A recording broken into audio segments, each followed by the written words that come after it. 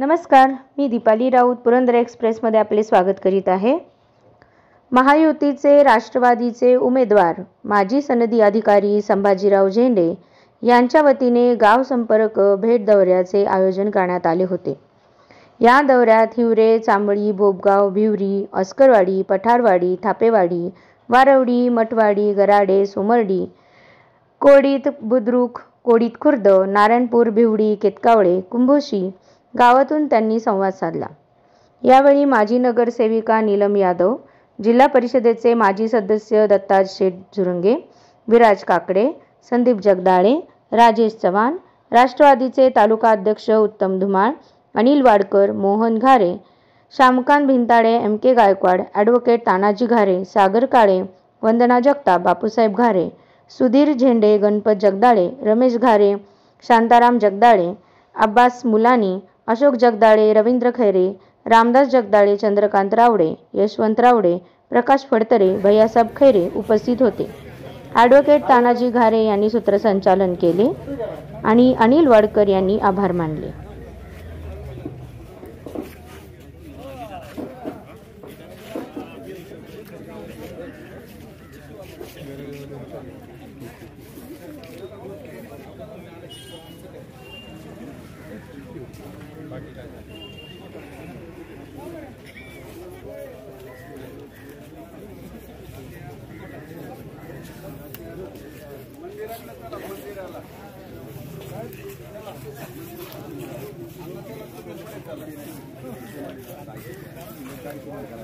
आपल्याला मार्गदर्शन करणार आहेत। त्याचबरोबर दुर्गाडे सर आलेले, दुर्गाडे सरही आपल्याला मार्गदर्शन करतील। महिलांना जे लाडकी बहीण जे केलेल्या अमाऊंटच्या त्या संदर्भात ते बोलतील। शेतकऱ्यांच्या 20 माफ 7.5 हस्तावरपर्यंत केलं तेही बोलतील आणि उमेदवार ते आपल्याला बरंचसं मार्गदर्शन करतील। मी आपल्याला एवढेच सांगेल की सदामनाथ झेंडे होते त्या काळात अध्यक्ष असताना आपल्या गावात उजव्या बाजूला जी टाकी पाहिली तर ती अण्णांच्या काळातली पिण्याच्या पाण्याची टाकी आहे। अख्ख्या पुणे जिल्ह्यात जरी पाहिलं कुठेही तरी अशी टाकी कुठेही बनवलेली नाही आणि आजपर्यंत त्या टाकीतून एक थेंब सुद्धा पाणी गळत नाही।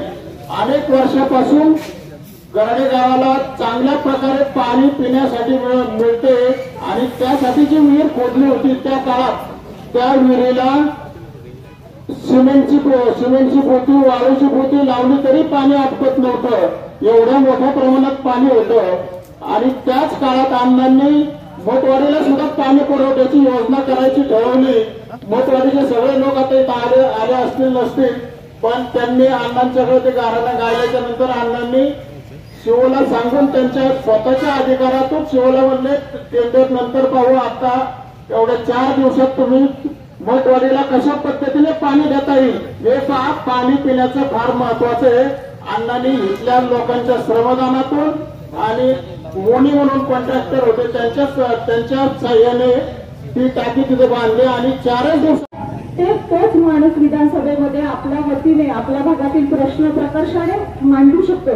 कारण आता या आपल्या भागामध्ये महिलांना स्वावलंबनासाठीचा प्रश्न असेल, रस्त्यांचा प्रश्न असेल, टँकर मुक्तीपासूनचा प्रश्न असेल, पाणी पुरवठ्याचा मोठा प्रश्न असेल। त्याचबरोबर साहेबांनी मामांनी ज्याप्रमाणे अडचणीच्या काळामध्ये इतक्या चांगल्या पदावर काम केलं, त्याचबरोबर आपल्या भागातील महिला असतील, मुलं असतील त्यांना तिचं MPSC UPSCचं प्रशिक्षण केंद्र असेल, शिक्षण असेल, चांगल्या प्रतीचे हॉस्पिटल्स असतील, हे सगळं काम चांगल्या प्रतीने जो माणूस करू शकतो, आपल्या भागाचा पुरंदर हवेली विधानसभेचा सर्वांगीण विकास कोण करू शकतो अशा माणसाला आपण यावेळेस मतदान करू आणि नक्कीच आपल्या भागाचा विकास घडविण्यासाठी हुशार अभ्यासू माणसाला मतदान करूया आणि येणाऱ्या 20 तारखेला 5 नंबर समोरील बटन दाबून आदरणीय झेंडे साहेबांना जास्तीत जास्त मतदान करूया असं मी सर्वांना कळकळीची विनंती करते। धन्यवाद।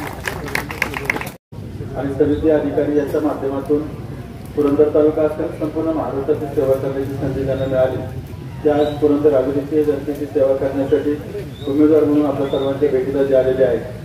त्याचबरोबर त्यांच्यावर आलेले सन्मानित दत्ताजी जोरंगे, माजी सदस्य उत्तम कुलमा, तालुका राष्ट्रवादी काँग्रेस पक्षाचे अध्यक्ष बाळाप्पा कामते, सोमेश्वर सहकारी साखर कारखान्याचे व्हाईस चेअरमन, विराज काकडे, माजी जिल्हा परिषद त्याचप्रमाणे शांतकांना झेंडाडे, राजेशजी चव्हाण, उपस्थित सर्वच या ठिकाणचे असणारे आमच्या वंदनाताई जगताप अध्यक्षा, नवीनताई कामते, यादवताई, त्याचप्रमाणे तानाजीराव घारे, आमच्या बरोबर आलेले आमचे मार्गदर्शक माननीय दत्तवारणा जगदाळे, माजी सरपंच गराड्याचे, ज्यांनी 10 वर्ष सरपंच म्हणून काम केलं आणि उत्तम शेती व्यवसायामध्ये काम करतात.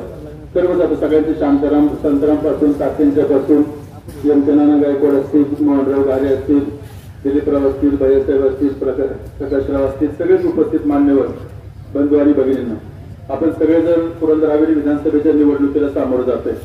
तिरंगी निवडणूक आपल्या सगळ्यांना त्या ठिकाणी पाहायला मिळते. काल आम्ही गेल्या 2-3 दिवसामध्ये हवेलीमध्ये पुरसुगीपासून आंबेगाव पर्यंत वाया, मग त्याच्यामध्ये वडकी असेल, उरुळी असेल, बेकराई नगर असेल, आंडेवाडी असेल, आवठडेवाडी असेल, उंडरी असेल, पिस्तोळी असेल, या सगळ्याच गावामध्ये जाण्याचा आम्ही प्रयत्न केला. अतिशय उत्तम अशा प्रकारचा प्रतिसाद आम्हाला त्या ठिकाणी पाहायला मिळाला.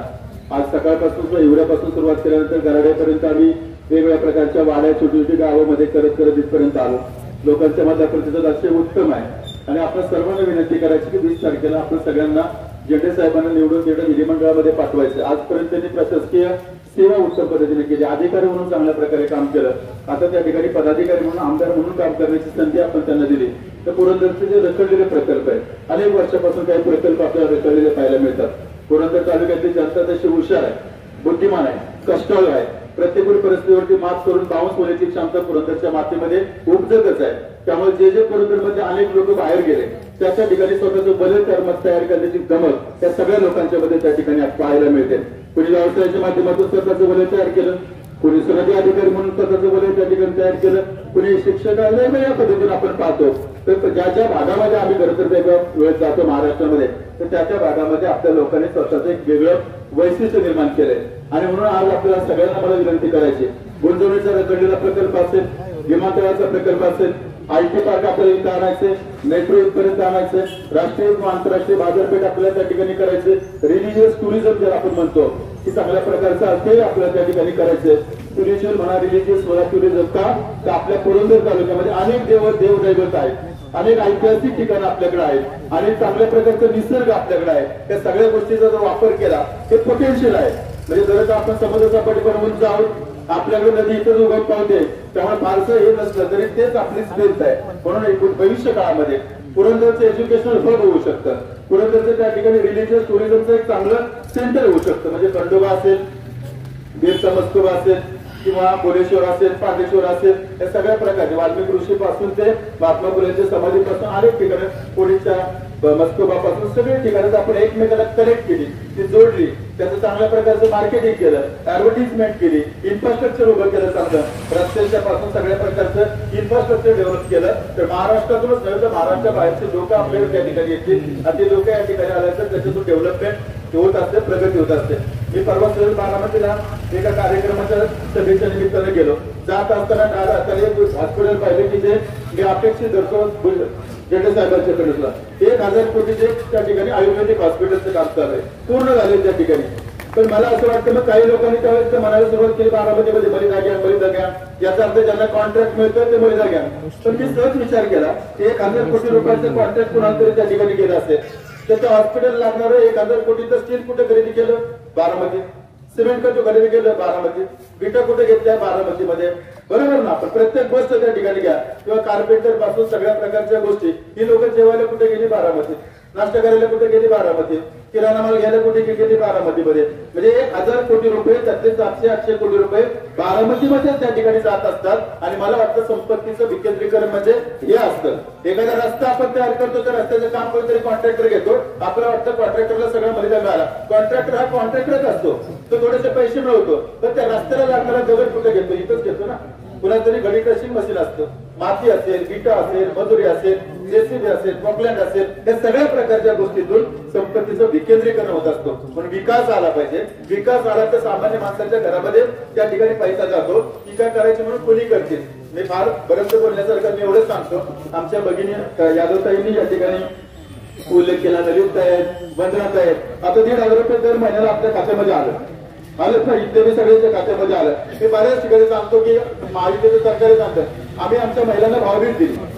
आता मला आतापर्यंत माहिती की भावभीट वर्षातून एकदाच असते आणि भावभीट सुद्धा भाव आता वर्षातून एकदाच होतो. मध्ये काय भानगडी पडत नाही. इथं आता दर महिन्याला 22 आहे. आता या महिन्यात 22, पुढच्या महिन्यात 22, त्याच्या पुढच्या महिन्यात 22 आणि पुन्हा आपलं सरकार आलं तर वाढवून देऊन 2100 रुपये परत त्या ठिकाणी देण्याचा निर्णय त्या ठिकाणी घेतलाय. आता समोरच्या म्हणतात आम्ही देऊ, आधी तर कोर्टात गेले. असं कुठे रेवड्या वाटायचे असतात का? असं कुठे खर्च करायचा असतो का? मग अर्थव्यवस्थेच्या ठिकाणी चालेल का? सरकारच्या ठिकाणी चालेल का? आणि आता म्हणतात आम्हीच देऊ. किती खोटं बोलतात. गेलं गोरगरिबांना पैसे गेले त्यांचं काय पोटात दुखायचं काही कारण आहे का? आणि आता सगळे म्हणतात आम्ही सुद्धा ते करू. मग आतापर्यंत का नाही केलं? आतापर्यंत सरकार नव्हतं, आतापर्यंत तुम्ही सत्तेत नव्हता, मग आतापर्यंत तुम्ही वीज बिल माफी का केली नाही? लोकांचं प्रश्नाचं उत्तर द्या. आतापर्यंत आमच्या भगिनीच्या खात्यावरती पैसे का टाकले नाहीत? प्रश्नाचं उत्तर द्या. 3 गॅस सिलेंडर मोफत का केलं नाही आतापर्यंत तुम्ही?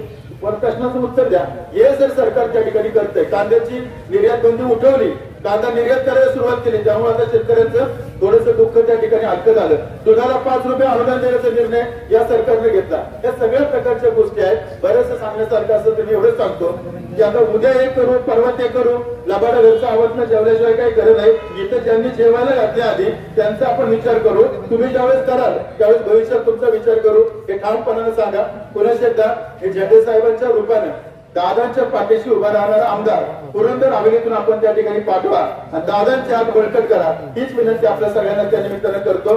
आणि पुन्हा एकदा आपल्या सर्वांना आपल्या नातेगोता राणा भिमदेवीसाठी घोषणा केली की मी गुंजवणीचं राहिलेलं काम स्वतःच्या खिशातल्या पैशातून करणार 1200 कोटी रुपये घालून. हेही झालं नाही. म्हणजे शुद्ध थापा मारणे, लोकांना गुमराह करणे आणि लोकांना खोटं बोलून आश्वासित करणं आणि इलेक्शन जिंकण्यापुरतं असं या दोघांचाही एक प्रकारे ज्याला आपण म्हणतो सवय झालेली आहे. आणि ते लोकांना फॉर ग्रँटेड घेतात, लोकांना गृहीत धरतात. नागरिक काय आपलं ऐकतील आणि मतदान करतील असे याच्यावर.